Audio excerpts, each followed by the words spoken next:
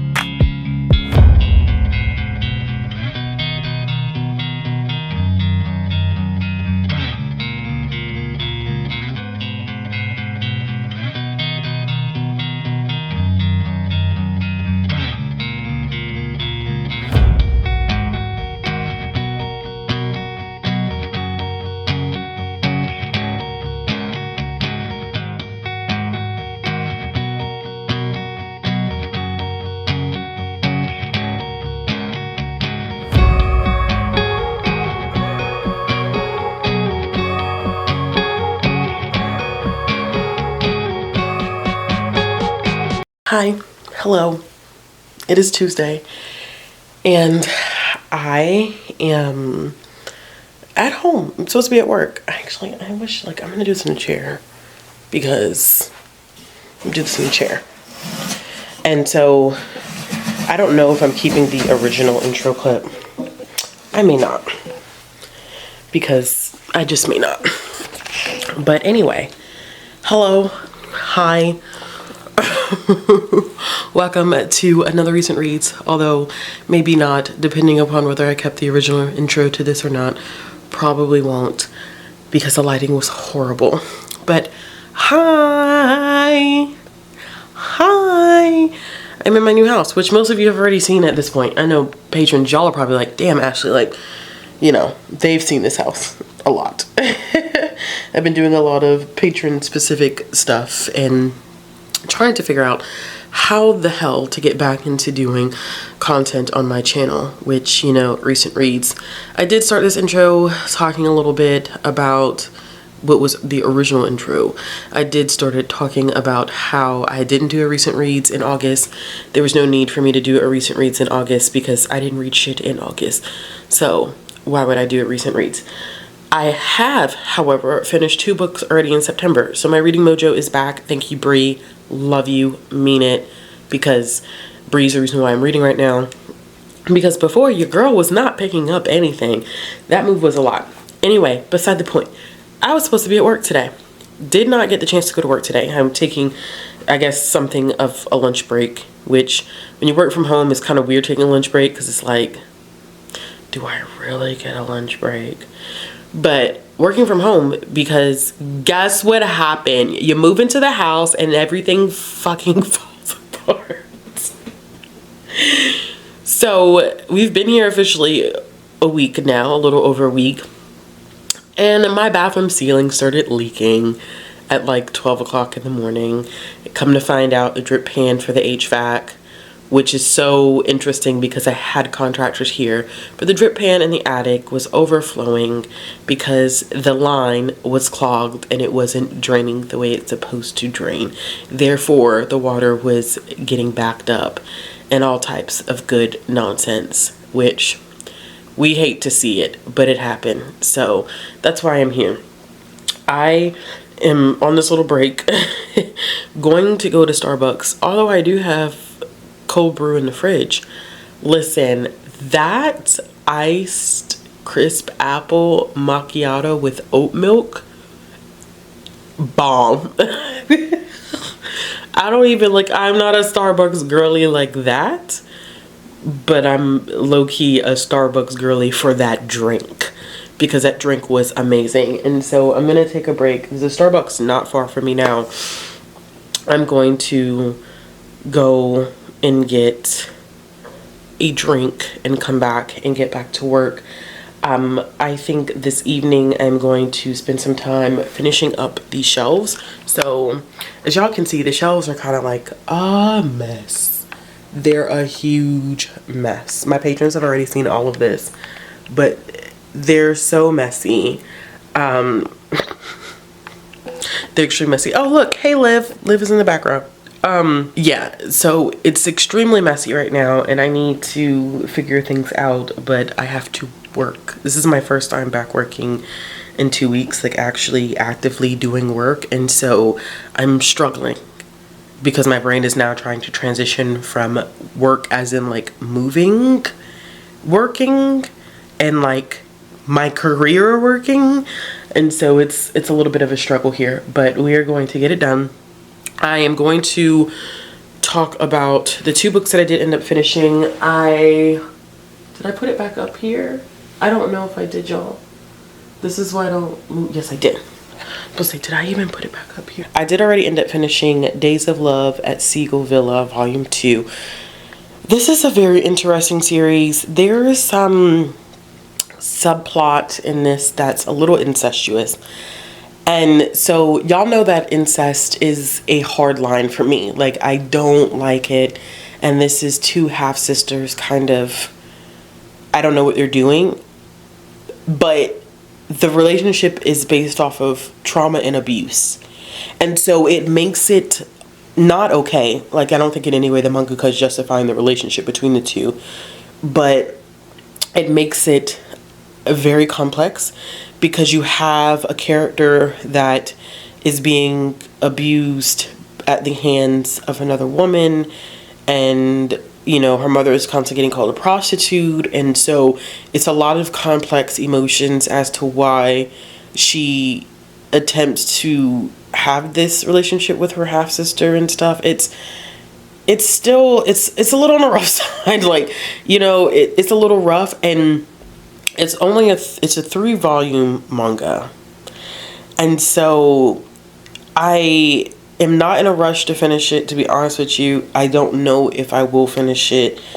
I'm not sure how to really process my feelings about this one because it's a lot more complicated, but then also this is me kind of making assumptions because it's never explicitly like stated on page. There are like hints as to the trauma that has caused what would be this relationship, and I think in volume 3 it actually doesn't occur anymore. Like, it dissolves, it goes away, and so I'm interested in seeing how that plays out, but I'm also not pressed to finish this one out. I have very, very mixed and complicated feelings about this one, and I'm low-key interested to see what the manga is going to do. Now, what I'm going to rate this, I don't know.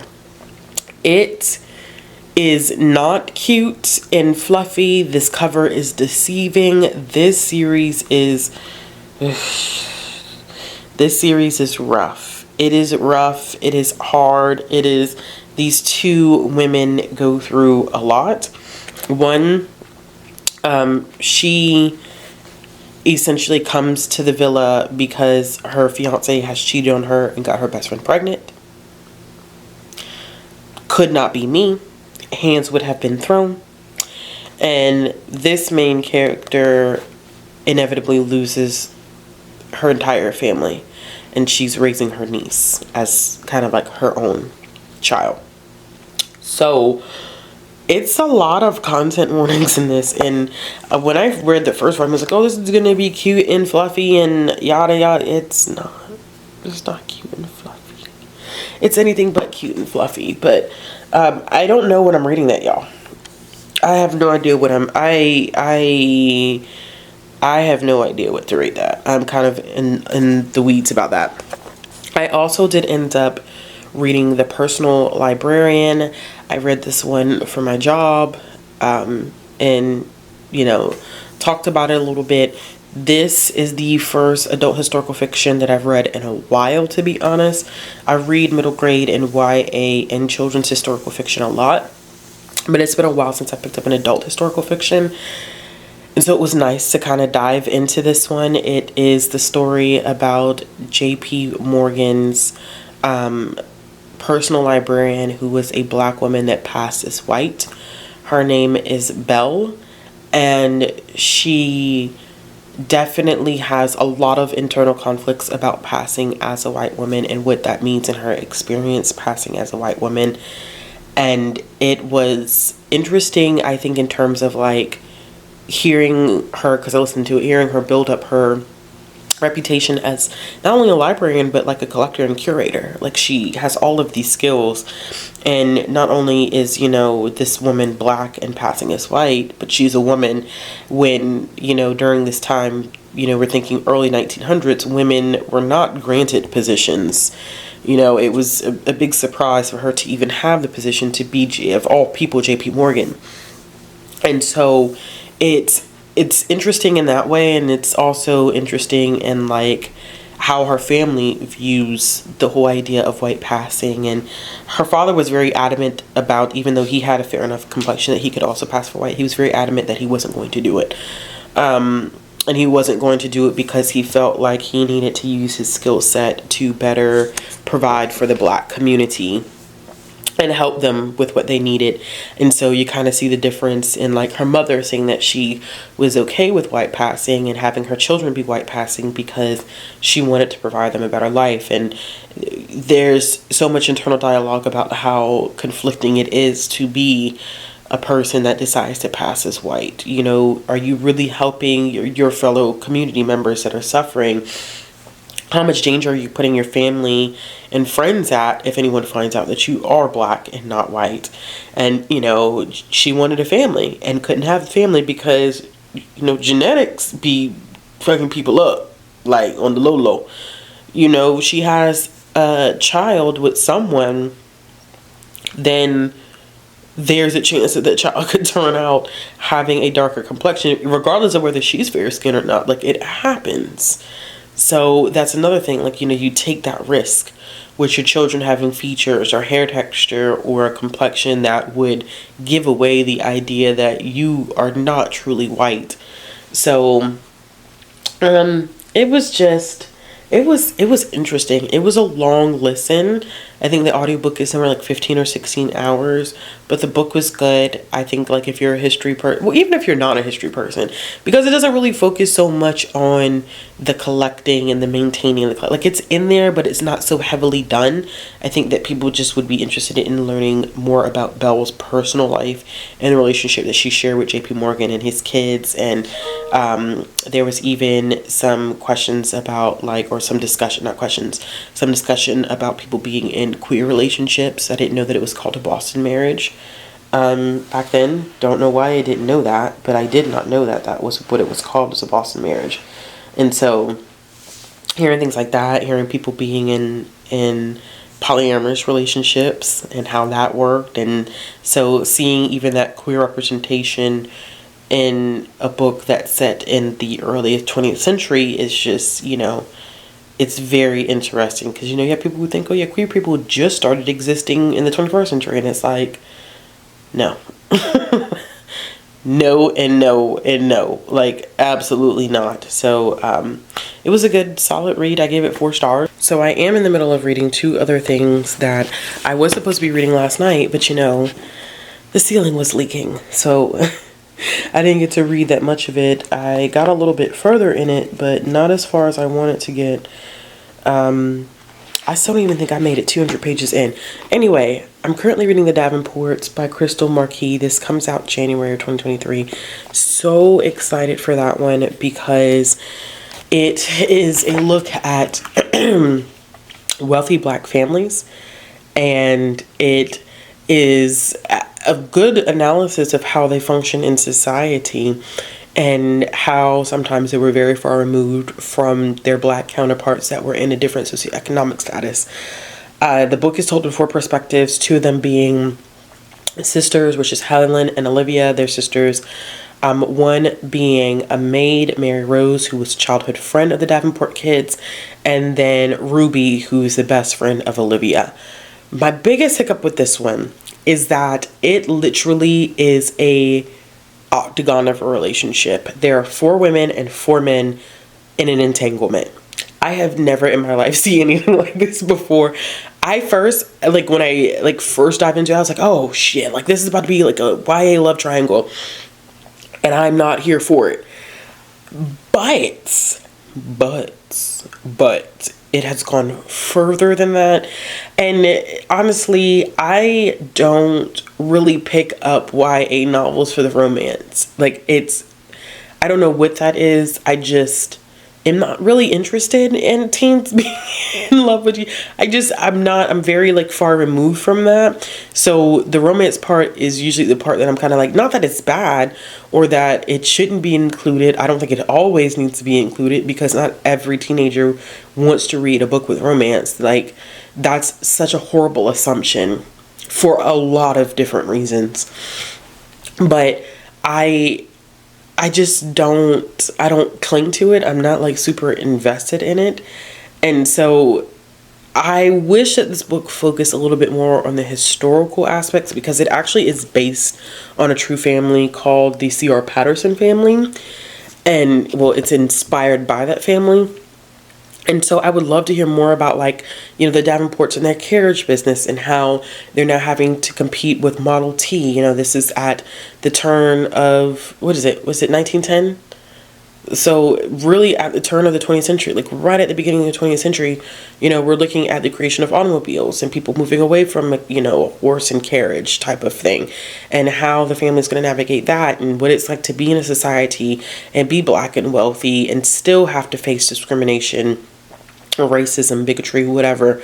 And then, you know, what it's like to encounter your Black counterparts who are in a lower socioeconomic status. How do you maneuver around them? Because they look at you differently, and, you know, they're more aware of social issues impacting, you know, the Black community than you are, because you don't really have to deal with it because of your privilege of wealth.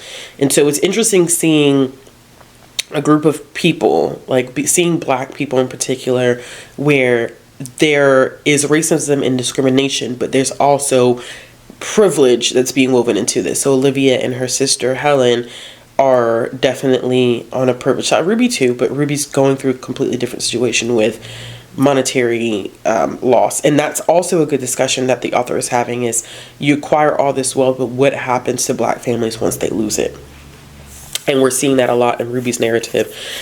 We're also seeing the challenging of traditional roles in Helen's narrative. She loves working on the automobiles and stuff like that, and her dad hates that she likes working on the automobiles, but that's her passion. She loves it, and she knows that if she was born a boy, like, she wouldn't have these same problems. The love octagon is where things kind of get messy in this book a little bit. Not a little bit, like really messy, like really messy. I'm gonna see if I can explain this. Let's see if I can get this right. My phone just turned on, it was dead.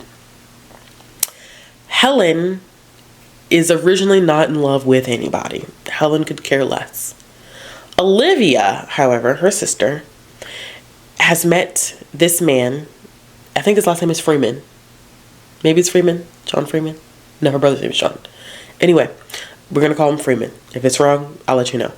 Olivia meets this man, last name Freeman. He's from Great Britain. They have this good chemistry.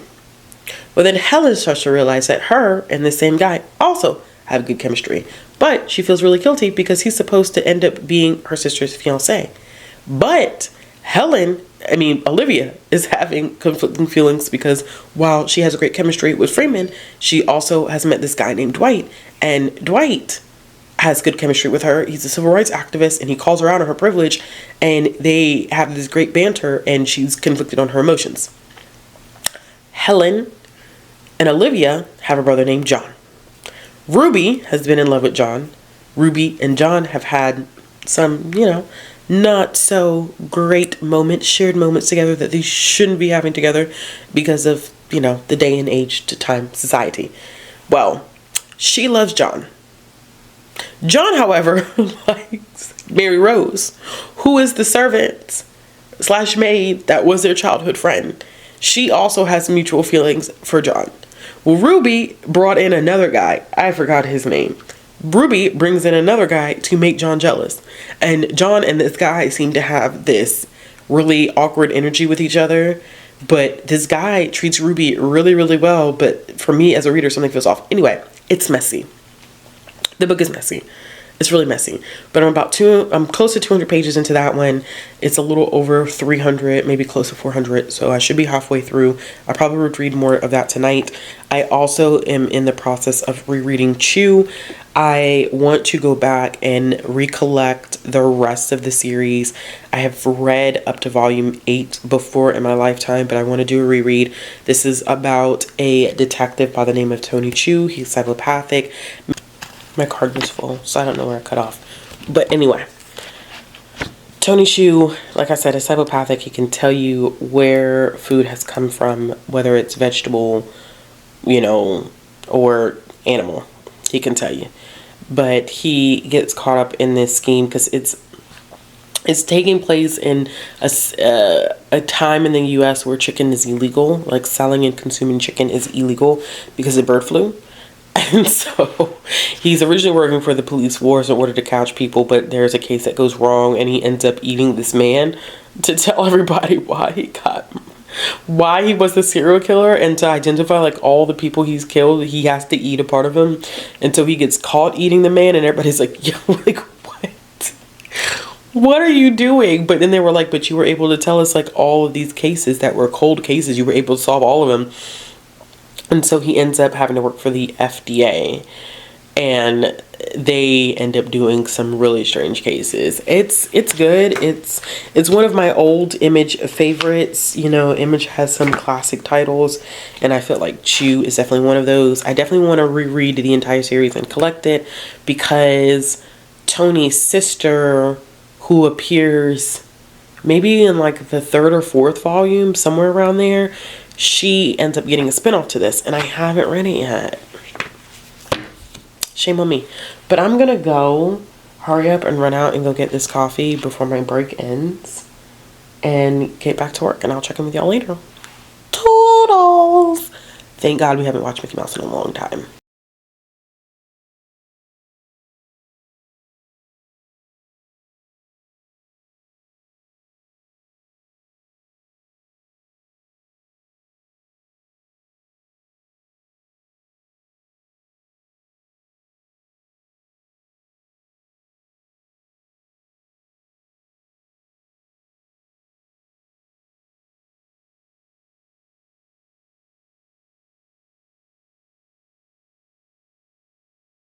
So the last Starbucks I went to was actually closed.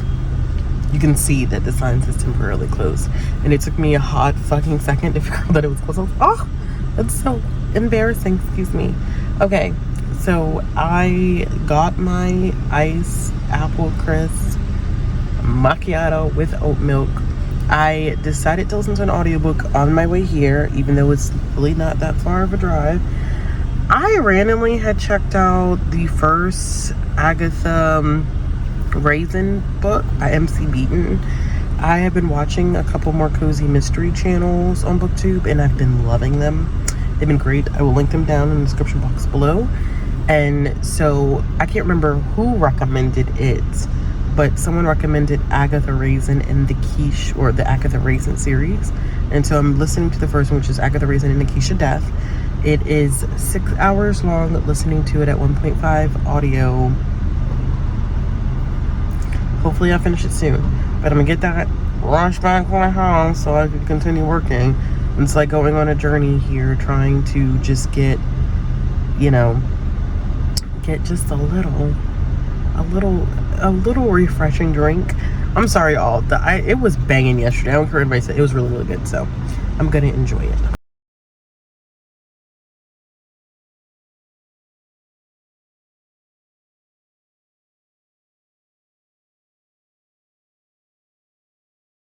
Friday, and I am getting off. I am exhausted. I just wanted to hop in really quick and do an update. I ended up finishing the Quiche book. I forget what it's called exactly. Murder. It's the first Agatha Raisin book, which I talked about in my welcome back video, which thank you all for all of your warm welcomes and stuff like that. That's like really made me feel like great. But yeah, I ended up finishing that book. I gave it 4 stars. So everybody's not gonna like Agatha Raisin. Everyone's not gonna like this series. As I have said before, Agatha Raisin is an ass. She's not a very kind person, and she's not a likable character, but I find her English sense of humor to be funny. I think she's funny. And so if you don't get that dry sense of humor, it's kind of like if you don't appreciate it, I think it's harder to like her as a character. So I could understand why, like, there are people who've reviewed it who are like, oh gosh, like I don't really care for her as a character, as a person. I completely and totally understand that. Like, I get it. But I think that it was funny to me. Like, the book literally had me laughing out loud. It wasn't anything complex. It was a very standard, cozy mystery plot. Not really a lot happened. I did appreciate the fact that I didn't really know much about how the whole like story was going to end until I got to the reveal of the killer. I did appreciate that. I think there is a piece of the book in which we kind of see like Agatha has potential to kind of soften up, because I don't think I talked about this before, but she leaves this PR company that she has in London. That's how this whole thing started. She leaves the PR company and she ends up going to this village, and so that's her introduction to the village, was the quiche competition. And so you kind of see her kind of warm up to the community and wanting to stay and stuff like that. So I think it's going to be interesting to see like her character interact with this community continuously over the course of the books. I think that this is kind of like a closed story, meaning that it doesn't really leave many loose ends or anything like that where you have to read the second book. You could read this first one and be like, okay, like, that's enough for me. Like, that was it. I don't feel like I need to keep going with the series. So it did have a sense of finality to it, which is perfectly fine with me. Like, I could definitely appreciate that. I am definitely going to continue on with the series. I do have the second book checked out. I just really like when a book can make me laugh from my gut. Like, not a like kiki haha and like really cute laugh, like straight, like I'm laughing my behind off because the story itself is just so enjoyable. And so I really appreciated that about the book. So I immediately went and found the second audiobook and decided to go ahead and check it out so I could continue on with the series. So I really like that.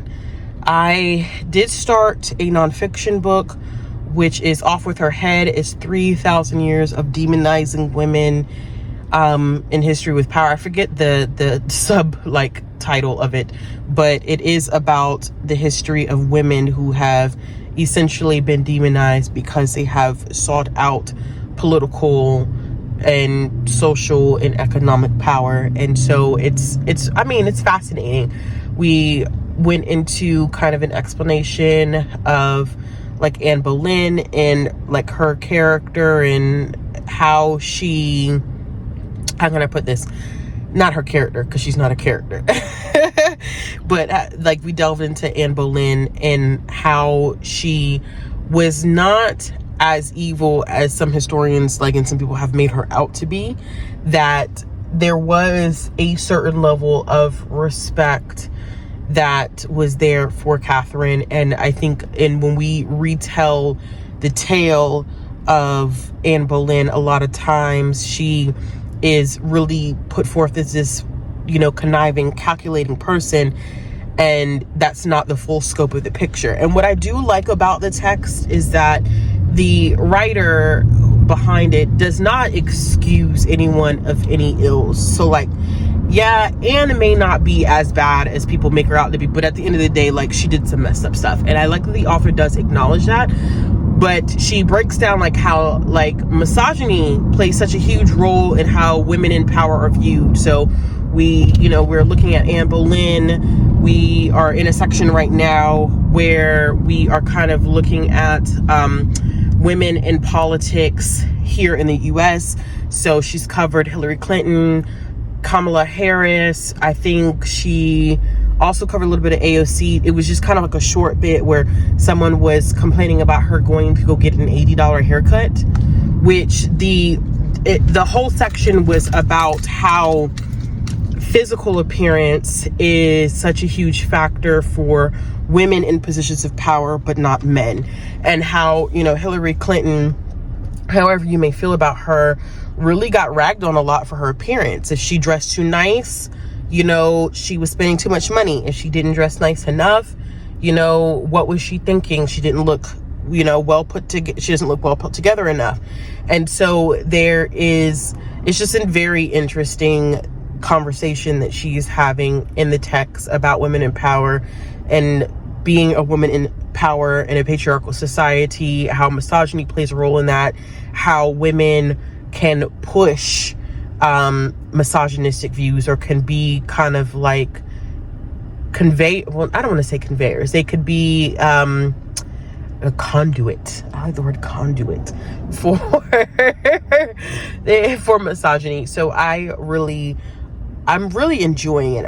I'm only maybe like in between 15 to 20% done. I didn't really listen to it a lot today because I feel like I just had a lot to do today. And so I was like, you know, listening to other stuff as I was working today. So I didn't really get to listen to it at all.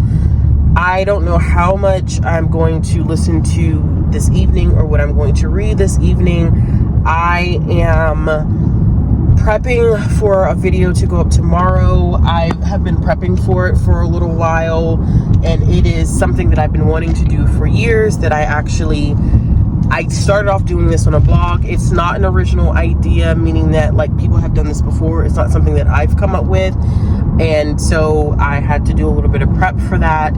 And so I'm focusing on filming that video tonight and getting that video up tomorrow. This Recent Reads is supposed to go up on Sunday. I actually was able to plan out during my lunch break today. I planned out my full calendar for videos for this, a project that I am working on that is my own, and also Patreon exclusive videos. So I've been kind of working my way through trying to make sure I have a calendar. I have found that ironically, it's shocking, I have found that having a calendar has made my life a lot easier, like managing things. Like, it's essentially giving myself a due date and knowing everything that needs to be accomplished that month, which people are probably like, Ashley, you should already know this. The keyword is I should know this, but do I know this? Absolutely not. Because you would think out of all this time, I could have been using a calendar. Have I been using a calendar? No, I haven't at all. And now I have a calendar with my content planned out for the rest of the month, and a calendar with Patreon content planned out for the rest of the month. And now I feel like, holy shit, I'm not stressed out because everything is planned out and I don't feel like I'm doing anything freaking last minute. Oh, the things we do, the things we know and don't do. I just ran over a fucking piece of wood, and I swear if I end up getting a flat tire, I'm gonna be so done. Not like a 2x4. It was like a flat piece of wood, but still, I could have avoided that. Damn it. All right. So yeah, I'm not sure how much reading I'm going to get done.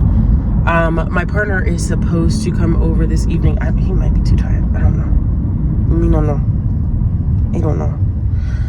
So that will, with filming and everything, I probably won't have any time to read. And then me and baby girl are going to a birthday party tomorrow in a town that's an hour and a half away, because we've been planning this for a while. So we're going to make that trip. It's an hour and a half. Like I said, it's an hour and a half away. So that's going to take up most of my Saturday, and we have to leave our house by 2 tomorrow to make it there. And we're not staying because I just don't feel like staying.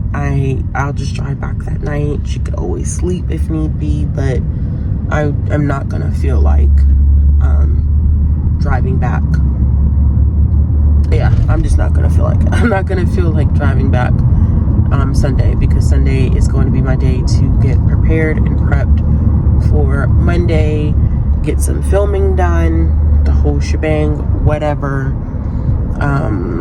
yeah, so that's it. That was a really, really long check-in. I'm gonna go pick up baby. I'm gonna feed her. I don't know what I want for dinner. I feel like eating breakfast for dinner, which sometimes happens with me. I never know why. It just is a thing and it happens and I just go with it. But I've been wanting some French toast, and I have the bread and all the supplies I need to make myself some French toast and bacon, and there's eggs, and that sounds amazing. Okay, all right. I will check in later if I have any updates. Probably won't be many, but I will check in.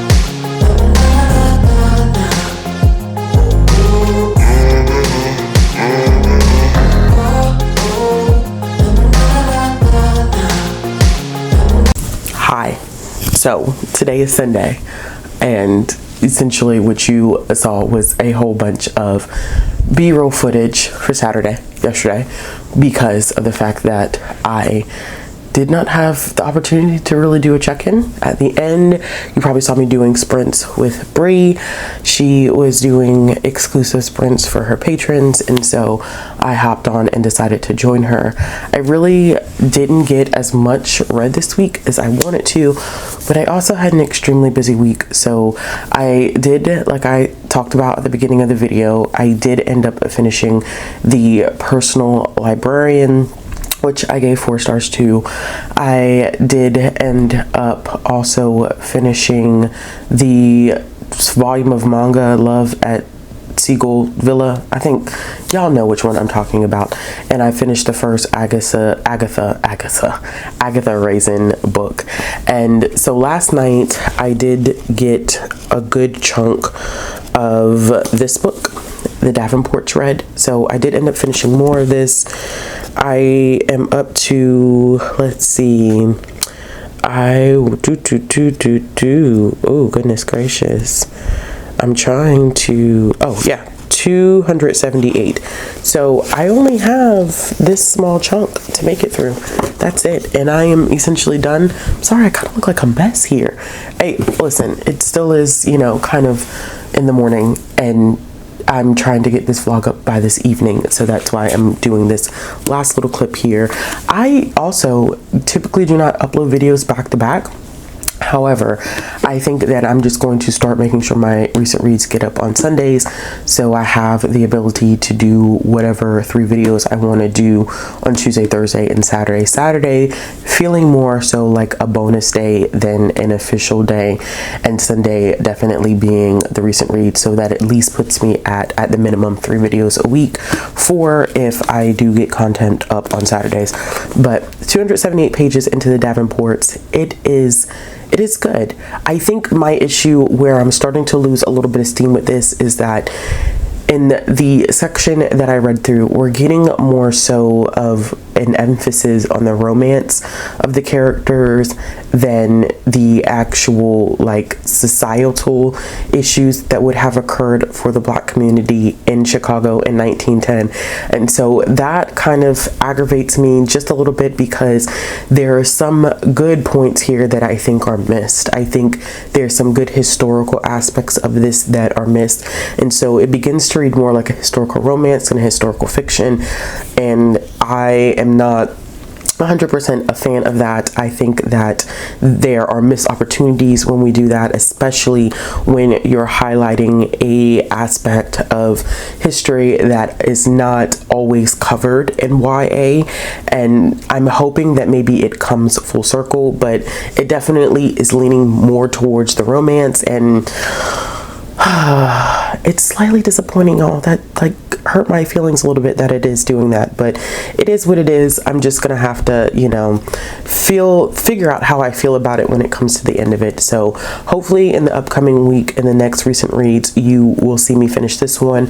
I kind of have already picked out my TBR for the next week, but I'm not going to talk about that now. I will talk about that and the unboxing that I need to do in the start of next week's reads. So let me know in the comment box below what you've read this week. Have you picked up anything good, or maybe what are you currently reading? As always, if you like this video, make sure you give it a thumbs up, click the subscribe button, hit the bell for notifications if you're looking for ways to make sure you never miss any videos. Also, if you're looking for ways to follow me on social media or support my channel, all the links will be down in the description box below, and I will be back with another video in a couple of days. Yeah, it literally, it'll be in a couple of days. Bye, y'all.